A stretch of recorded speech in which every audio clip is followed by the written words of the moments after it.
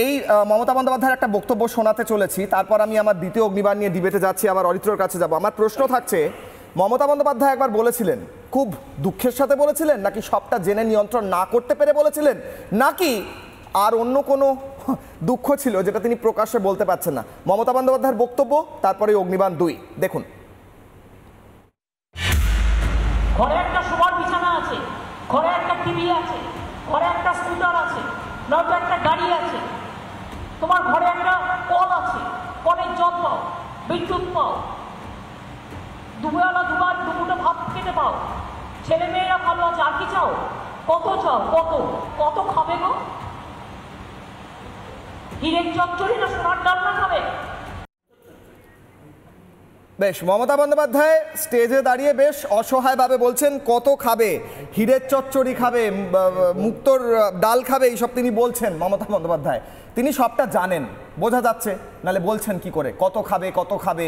দ্বিতীয় অগ্নিবাণ, দ্বিতীয় প্রশ্ন যাব অরিত্রর কাছের পর। দেখুন, দ্বিতীয় অগ্নিবাণ, আজকের দ্বিতীয় প্রশ্ন, কিশলয়ের অগ্নিবাণে আমার দ্বিতীয় প্রশ্ন। আমি প্রশ্ন করছি, মাল, তৃণমূল নেতার ভাষা, আমার নয়, মাল দিতে ব্যর্থ হলেই ক্ষমতা হারাবেন মমতা, কারণ মালের ওপর নির্ভর করছে গোটা সংগঠন নিচের লেভেলের। মাল না দিলে লোক আসবে না, আর লোক আনলে মাল দিতে হবে।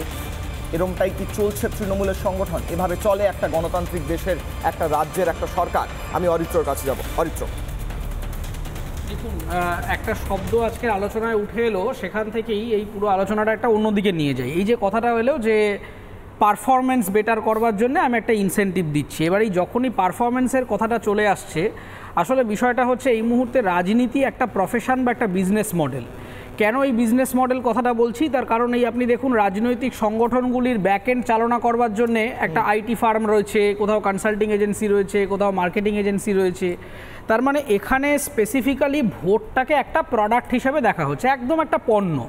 এবার মুশকিলটা হয়ে দাঁড়াচ্ছে কি, যে একজন মন্ত্রী, সে যে দলেরই মন্ত্রী হোক না কেন, তিনি ভুলে যাচ্ছেন যে তিনি যখন কোনো দলের নেতা হিসাবে বলছেন, যখন মমতা বন্দ্যোপাধ্যায় একজন তৃণমূল কর্মী বা তৃণমূল নেত্রী হিসাবে বলছেন, তখন তিনি তৃণমূল সমর্থকদের লোক। কিন্তু যখন তিনি মুখ্যমন্ত্রী হিসেবে বলছেন, তখন কিন্তু আমি এবং তার যারা বিরোধী সমালোচক রয়েছে তাদেরও মুখ্যমন্ত্রীর নাম মমতা বন্দ্যোপাধ্যায়। এবার এই দুটো যখনই আইডেন্টিটি মার্জ হয়ে যায়, আপনি যে আজকে বাইটটা শোনালেন, এইখানেই হচ্ছে বাংলার গোড়ায় গলদ, যে আমাকে যদি আমার পার্টির মিছিলে লোক আনতে হয়, তাহলে আমি সরকারি প্রকল্পকে এনক্যাশ করছি কেন? আমাকে যদি বলতে হয় যে আমার পার্টিতে লোক আসুন, সে পার্টির জন্য আমি তাকে স্পন্সার নিয়ে আসি বা অন্য কোনোভাবে নিয়ে আসি, কিংবা খাবার অ্যারেঞ্জ করে নিয়ে আসি, সেটা সম্পূর্ণ পার্টির নিজস্ব ডিসিশন, আমি তার মধ্যে ঢুকছি না। কিন্তু একজন মন্ত্রী বা বিধায়ক তিনি দাঁড়িয়ে এই কথা বলার সাহস দেখাচ্ছেন, যেটা খুব প্রবলেমেটিক, যে তাহলে তুমি স্বাস্থ্যসাথী পাবে না, তুমি লক্ষ্মীর ভাণ্ডার পাবে না, তুমি কন্যাশ্রী পাবে না। আরে কন্যাশ্রী প্রকল্পটা তো তৃণমূলের নয়, কন্যাশ্রী লক্ষ্মীর ভাণ্ডার দেওয়া হচ্ছে পশ্চিমবঙ্গ সরকারের ফান্ড থেকে। পশ্চিমবঙ্গের প্রত্যেকটা নাগরিক সেটার জন্য এন্টাইটেল। সে যদি মমতা বন্দ্যোপাধ্যায়কে ভোট নাও দেন, তাও তিনি কন্যাশ্রী কিংবা লক্ষ্মীর ভাণ্ডার পেতে পারেন। এখন বিষয়টা হচ্ছে যে আমাদের এখানে তৃণমূল কংগ্রেসের একটি অদ্ভুত সেলস মডেলে কাজ করে। তৃণমূল কংগ্রেসের ভেতরের পুরো মডেলটা, যেটা মদন মিত্র কখনো বলেছেন, কখনো ব্রাত্য বসুর মুখ থেকে আমরা শুনেছি যে হ্যাঁ আমরা ক্ষমতায় আছি, আমাদের ছেলেরা চাকরি পাবে না, আমরা তো তাদেরকে অগ্রাধিকার দেবো, এই কথা ব্রাত্য বসু শিক্ষামন্ত্রী বলেছেন। ফলে এখানে গোটা ব্যাপারটাই একটা সেলসের ফ্র্যাঞ্চাইজি মডেলে কাজ করে, যে দেখো ভাই, আমার দলটা বা আমার এই গোটা যে ইন্ডাস্ট্রিটা চালাচ্ছি আমি, এইটা চালানোর জন্যে আমার 100 টাকা দরকার, তুমি আমাকে 100 টাকা তুলে আনো। এবার গোলমালটা হচ্ছে, আমি যে সেলসম্যানকে 100 টাকা তুলে আনতে বললাম, সে 100 টাকার জায়গায় 110 টাকা তুললো না 1000 টাকা তুললো, তার উপরে পার্টির আর কোনো কন্ট্রোল নেই।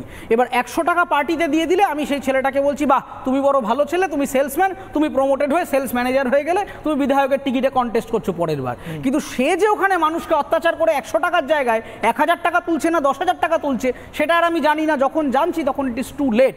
আসলে তৃণমূল কংগ্রেসের একটা এন্টার পলিটিক্যাল রিফরমেশন দরকার।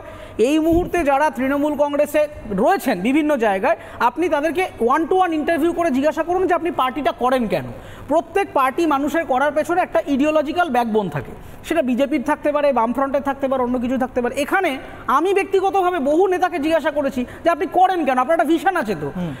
আজ অবধি কেউ মমতা বন্দ্যোপাধ্যায় জিন্দাবাদ, অভিষেক বন্দ্যোপাধ্যায় জিন্দাবাদ ছাড়া আর কোনো আদর্শের কথা আমাকে বলতে পারেনি। তার কারণ তারা নিজেরাও জানে না যে আমি তৃণমূল কংগ্রেস এই সংগঠনটা যে আমি করছি, এই সংগঠনটা করার ফলে আমার আপকামিং ভিশনটা কি, আমি 5 বছর বাদে আমার এলাকাকে, 10 বছর বাদে আমার এলাকাকে কিভাবে দেখতে চাই, কোন জায়গায় দেখতে চাই, তার কোনো ভিশন এদের কাছে নেই। এদের বক্তব্য হচ্ছে একটাই, আবার মদন মিত্রর কথায় ফিরে আসছি, আমাকে যদি একটা ভোটে দাঁড়াতে হয়, সেটা পঞ্চায়েত ভোট হোক অথবা চেয়ারম্যানের ভোট হোক অথবা কোনো বিধায়কের ভোট হোক, আমাকে প্রচুর টাকা দিয়ে টিকিট কিনতে হবে। নমিনেশন প্রক্রিয়াটা এখন হয়ে গেছে একটা সেলসের মতো, আমি কত টাকা ফান্ডে দেব তার উপর ডিপেন্ড করছে আমি টিকিটটা নমিনেশন পাবো কি পাবো না। এবার আমি যেখান থেকে হোক লোন টোন করে প্রচুর জায়গা থেকে টাকা জোগাড় করে এবার টাকাটা তুলতে হবে, তোলার জন্য তখন এবার আমি পাড়ায় পাড়ায় গিয়ে মানুষের থেকে অত্যাচার করছি নিচ্ছি। এবং আনফর্চুনেট ব্যাপারটা, আপনি যত দিন যাচ্ছে দেখুন, একটা সময় আমরা দেখতাম শাসক ভার্সেস বিরোধীর লড়াই, কখনো শাসক বিরোধীর সাথে মারামারি, বিরোধী শাসকের সাথে মারামারি। এখন লেটে সব থেকে আনফর্চুনেট যে ক্ষমতা এতটাই একটা ঘৃণ্য জায়গায় চলে গেছে বাংলার মনে যে শাসকই শাসককে মারছে।